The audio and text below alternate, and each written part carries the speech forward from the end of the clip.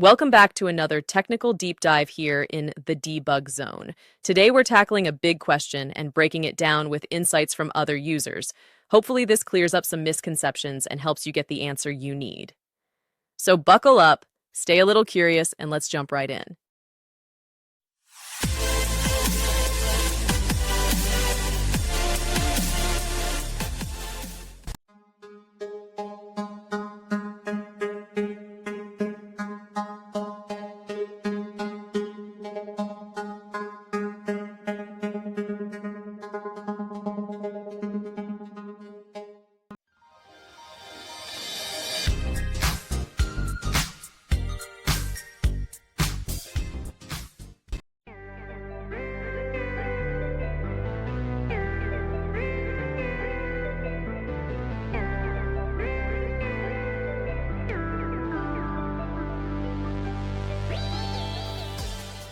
And that's a wrap.